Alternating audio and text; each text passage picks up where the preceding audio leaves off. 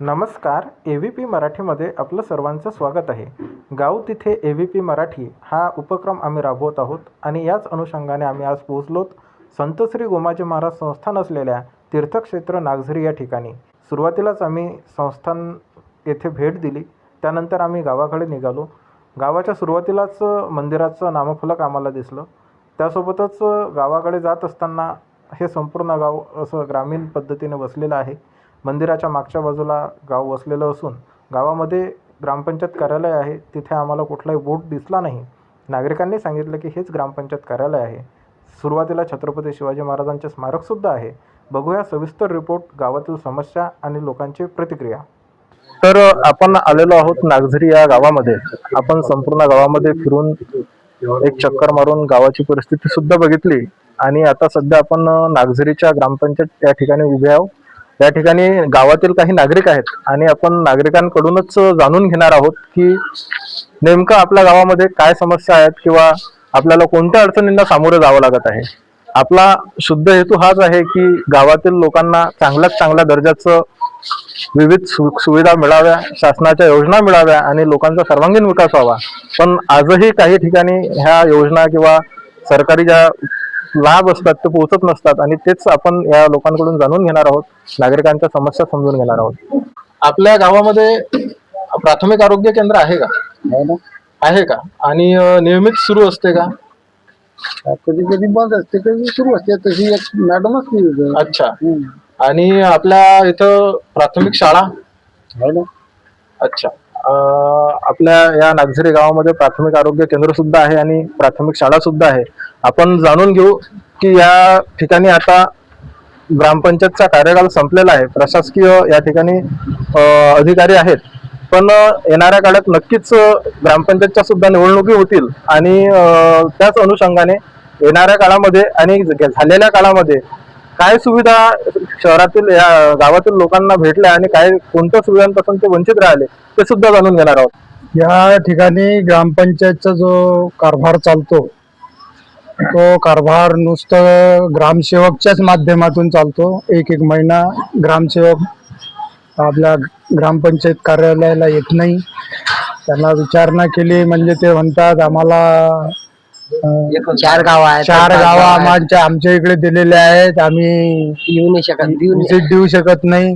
लोकांच्या कामाच्या खूप अडचणी या ठिकाणी निर्माण होतात आणि गावाच्या माध्यमातून विकास म्हटलं तर कोणताच नाही आहे. विकासाच्या बाबतीत जर आपण विचारणा केली तर ते म्हणजे डावलतात. असा इथला ग्रामपंचायतचा कारभार चालतो. नक्कीच आम्ही या गावामध्ये सुद्धा फिरताना आमच्या निदर्शनात आलं की या गावातील प्रचंड नाल्या ज्या आहेत त्यांचा अजूनही व्यवस्थित मार्ग लावलेला नाही किंवा त्या काढल्या सुद्धा नसतात. आपण आल्याबरोबरच चावडीवरती बघितलं असेल की त्या ठिकाणी लोक पाणी सुद्धा कॅनीमध्ये भरून घरी आणताना आपल्याला काही दिसले असतील. त्या ठिकाणी धर्माड सुद्धा होता. म्हणजे काही बऱ्याच ज्या स्थानिक आणि ग्रामीण समस्या असतात त्या तर आहेतच. पण मी पुढे जाऊन असं विचारेल की आपल्या या गावामध्ये जे काही शासकीय योजना असतात त्या आपल्यापर्यंत पोहोचवल्या जातात का? पहिली गोष्ट तर शासकीय योजनेची माहितीच कोणी देत नाही. कोणीच देत हे सर्वात मोठा प्रश्न. आणि ग्रामपंचायतचा कारभार कोण्या पद्धत होते हे कोण्याच नागरिकाला माहिती मिळत म्हणून ग्रामसभा होते, ग्रामसभा बी कागदोपत्रीच केल्या जातात आणि वरच्यावर त्यांचे कारभार करतात. अच्छा. त्यांचं नियमित येणं असते का? नियमित नाही आहे, फक्त ते कामापुरता इथले जेवढे बी कागदपत्र चा कारभार जो चालतो तो इथून ट्रान्सफर होऊन शेगावला जाऊन समजा तिथं जाऊन ते रेकॉर्ड तयार करतात. ह्या सर्व गोष्टी कागदोपत्रीच चालतात. ऑफिसवर येणंच नाही, दिसतही नाही. त्यांच्याकडे 4 गावाचे चार्जेस आहे. 4 गावामध्ये काहीतरी वार त्या गावांनी दिल्या जातात. असे तुमच्या गावाला कुठले वार मॅडमने दिले की त्या वारला आम्ही हजर राहू? वार नाही दिलेले, वार तर नाहीच आहे. आमच्या गावाला टाइम नाही आहे, टाइमला येऊ शकते आणि तिच्यात कोणी जरी अधिकारी इथं समजा जर आला तरच ते इथं हजर होते. म्हणजे वरच्या लेवलचा जो कोणी अधिकारी आला तरच, नाही तर मग इथूनच सर्व जेवढे बी कागदपत्र आहेत ते ग्रामपंचायतच्या आपल्या चपराशाकडून मागवल्या जातात आणि तिकडेच रेकॉर्ड तयार केला जातो.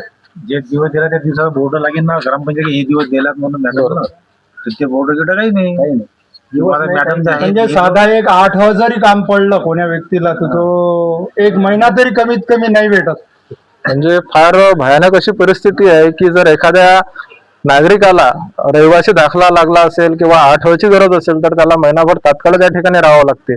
बरोबर आहे की 4 गावचा चार्ज एका अधिकाऱ्याकडे असल्यामुळे ताण येऊ शकतो, पण जर वेळेचं आणि दिवसाचं नियोजन केलं तर या सामान्य नागरिकांचे प्रश्न सुटू शकतात. भविष्यात हे प्रश्न सुटतील का हा सगळ्यात मोठा प्रश्न आहे. या माध्यमातून आपण आणखीनही काही समस्या असतील त्या जाणून घेणार आहोत. आपण या ठिकाणी बऱ्याच नागरिकांसोबत चर्चा केल्या, बरेच प्रश्न आपल्याला या ठिकाणी समजले. आपल्यासोबत गावाचं भविष्य काही लहान मुलं सुद्धा आहेत.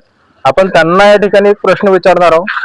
बाळा, मला सांग, आपल्या तालुक्याचे आमदार कोण आहेत तुला माहिती आहे का? आमदार